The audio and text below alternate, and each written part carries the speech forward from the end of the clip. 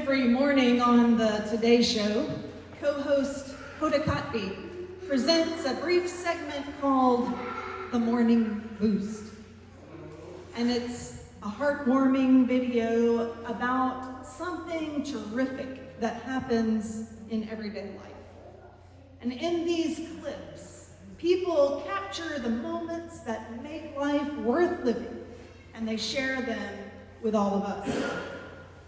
And they're usually gentle reminders of humanity at our very best.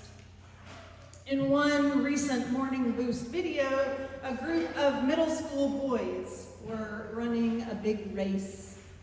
They had trained all year for this important competition, and it was the pinnacle of their season. And the three front runners were battling it out at the very end with the finish line in sight. And just then, the boy in the lead tripped and fell. He looked up from the ground, his hopes of winning crushed. And at that moment, the two other leading competitors stopped in their tracks.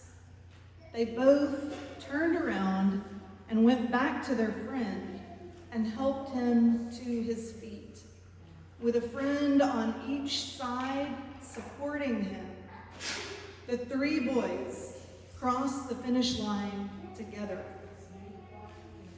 Those three boys did so much more than run a race that day. They remind us of something so much more important than being first or best. They remind us that what matters most is how you play the game. In them we see good sportsmanship and good stewardship and good friendship. They're good stewards of the athletic tradition that has been passed on to them, and they're good stewards of their relationships with each other. With such a strong moral compass at such an early age, these boys are likely to apply these values to many areas of their lives as they grow into adults. And it's this idea of good stewardship in many areas of life that is the theme that we see in our readings today. In our gospel passage, we pick up where we left off last week, and you'll recall that Jesus and the disciples are in Jerusalem, and Jesus has recently turned over the money-changing tables in the temple, and they've come back and Jesus is teaching. And a group of religious leaders are questioning his authority. So he answers them in a series of 3 parables. And today our text is the second one of these. So in his conversation with these leaders, Jesus starts out by referencing our Old Testament passage from Isaiah chapter 5. So since he starts there, let's start there for some context. So what we have in this passage is an adaptation of a folk song that would have traditionally been used at the time of the harvest, the wine harvest. So during Old Testament times, this would have been sung by women as the community gathers in the grapes. So it's written for a woman's voice, and it alludes to fertility. So let me sing for my beloved a love song concerning his vineyard, she would sing. So the song continues, explaining how the beloved takes great care in planting this vineyard. He does everything good and right to ensure its success. He clears it of all the weeds, he plants it with the best quality vines, and he puts protections in place to guard it and keep it safe. Then, instead of continuing with the familiar folk song that everyone knows, the prophet changes it up. God becomes the vineyard owner. And God is lamenting that Judah and Israel have yielded bad grapes instead of good. Instead of treating the people of the land justly, there was bloodshed the leaders enriched themselves and cheated the people that they were meant to protect. God heard the cry of the people who were being oppressed. And because the leaders weren't living righteously, they were given over to destruction. So Jesus references this passage when he's talking to the leaders, and that gives us context for his parable. So he's connecting God's lament over Israel's actions in the Old Testament to the way the leaders are acting in their time. So Jesus then tells the Pharisees the story of the landowner, just like in Isaiah, who does everything good and right to ensure a plentiful harvest. He plants the vineyard, he builds the fence, and the tower to keep it safe. Then he rents it out to the tenants. When those grapes are ready, he sends the representatives to collect his share. But instead of settling accounts, the tenants abused and killed the messengers. Finally, the landowner sends his son, who is killed as well, when they hope to gain his inheritance for themselves.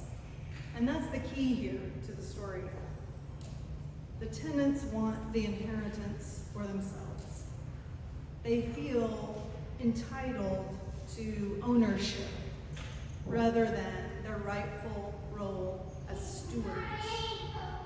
So we can understand God as the landowner and Israel as the vineyard and the tenants as those religious leaders of their time. God gives them everything they need to succeed and grow. They're entrusted to be stewards. They're meant to care for and lead and tend to the welfare of God's people.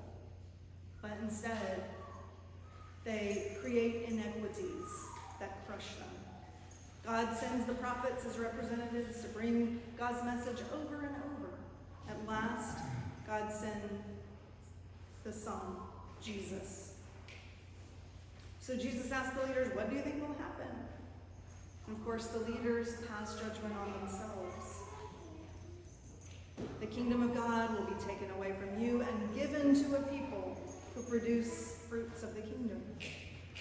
It's important for us to understand God's judgment here is a restorative justice. God will sort out what has been gained through unethical practices and through violence, and will restore to the people what has been wrongly taken from them. A commentator, James Burns, writes this. He says, quote, God's love, care, and protection come with an expectation, justice, and righteousness. These are the fruits that God longs to see flourish in us. The blessings and nurture we receive are meant to result in right social relationships. Justice and righteousness are not the things we practice for extra credit. They are the main point. God is not content until the blessings we receive are shared fairly with all. End quote. So just as Jesus applies the text to his current situation, we can do the same. As we look around, where in our society do we see injustices? Where a very few hold down the many? Where might we see leaders today acting much in the same way as they did in Jesus' day?